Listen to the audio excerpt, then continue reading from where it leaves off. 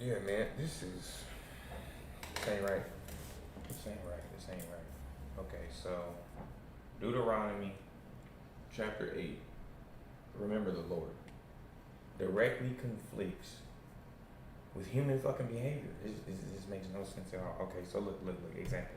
Say your friend disagrees with me. Imagine further that you would like the belief that people must like you and get your approval in order for you to feel good. If you hold this belief, you are likely to get angry when you face rejection. You are taking upon yourself to be in an emotional state of upset, all while externalizing the cause of your feelings onto a friend. Here are 11 types of disorder trigger thoughts that you can prompt you to overreact. If you're able to change this irritational thought, the depression emotion derived from them should change as well.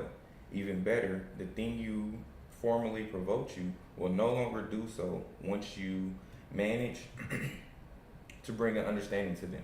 Shoulds. A mistake here is to believe that your shoulds are somehow universal. What is the intellectual, responsible, or moral for you ought to be for others as well. In reality, shoulds represents the opposing your values, beliefs, and preference on someone with different values, beliefs, or preferences. Others, for your part, are unlikely to be persuaded that you're wrong or bad simply because they haven't lived up to your self interest standards. Consequently, in your revised self talk, you might say, people don't do what I think they should do, they do what makes sense for them. Or, it is completely unrealistic to expect people to act this way how I want them to. Now, in the Bible specifically, it says something completely different. Remember the Lord, Deuteronomy chapter 8, carefully. Follow every commandment that I have given you today, so that you may live and increase, and that you may enter and take possession into the land the Lord swore to you, to your ancestors. Remember that the Lord your God led you on an entire journey for 40 years in the wilderness, so that he may humble you and test you to know what was in your heart, whether or not you would keep his commands. He humbled you by letting you go hungry and then gave you manna to eat, which you and your ancestors had not known. So you are to learn that man does not live on bread alone, but on every word that comes from the mouth of the Lord. Your clothes do not wear out, and your feet do not swell for those 40 years. Keep in mind that the Lord has been disciplining you, just as man disciplines his son. Keep the commandments of the Lord, that the Lord, by walking in his ways and fear him. For the Lord your God is bringing you in and a good land, and a land with streams, springs, and deep water sources, following in both valleys and hills. A land of wheat, barrel, vines, figs, and pomegranates. A land of olive oil and honey. A land where you will eat without shortage, where you will lack nothing. A land where rock and iron are, for those hills you will mine copper. When you eat, you will fill, and you will bless the Lord your God for the good land he has given you. Be careful that you don't forget the Lord your God don't forget the Lord your God by failing to keep his commandments, ordinances, and statutes that I have given you. When you are eating or fill, you are building houses to live on, and your herds and flocks grow large, and your silver and gold multiply. Everything else you have increases by the careful that the heart does not become proud and forget that the Lord is God who brought you out of the land of Egypt, out of the place of slavery. On the contrary, previously in Deuteronomy, it also says, if you listen to me and are careful and keep my ordinances, the Lord your God keep your covenant and loyalty to you, and he sworn to your ancestors.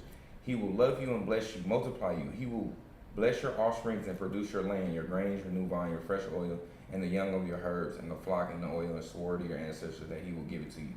You will be blessed you will be blessed above all people. There will be no infertile man or female among your livestock. The Lord will remove all sickness from you. He will put on you all the terrible disease. He will not put on you all the terrible diseases he did of Egypt that you know about, but he will inflict on those you hate, those who hate you. You must destroy all people of the you must destroy all the peoples the Lord your God is delivering over you, and not look on them with pity. Do not worship their gods, for that they will be a snare to you. If you say to yourself, these nations are greater than I, how can I drive them out? Do not be afraid of them. Be sure to remember that the Lord God did what the Pharaoh did to all of Egypt. The great trials that you saw, the signs and wonders, the strong hand and the outreached arm of which the Lord your God brought to you. The Lord your God will do the same to the people you fear, the peoples you fear. The Lord your God will also send hornets against them until the survivors and those hiding from you perish. Do not be terrified of them, for the Lord your God, a greatness and awesome God, is among you. The Lord your God will drive out these nations before you, little by little. You will not be able to destroy them all at once, otherwise the wild animals will become too numerous for you. The Lord your God will give them to you over and throw them into great confusion until they are wiped out and destroyed. He will hand their kings over to you, and he will wipe out their names under heaven. No one will be able to stand against you. You will annihilate them. Yo, that is crazy. I read that. Yes, exactly my point. That is a literal. Yeah, I'm not sure if this. That's what I read this one saying. Yeah, Christianity is not No. for me. Hey, I think I'm about to definitely become a Muslim. No, I'm literally reading the Quran right now. It's basically says like, that's why. So- I read that passage. so and I was like- oh, I get it now. That's why they're doing that to Palestine. They've been doing that for so long. Like, they just think that maybe they're owed that shit because God said. That's why that's their defense. Okay. Something is truly wrong with that. Indeed, that's Okay. not.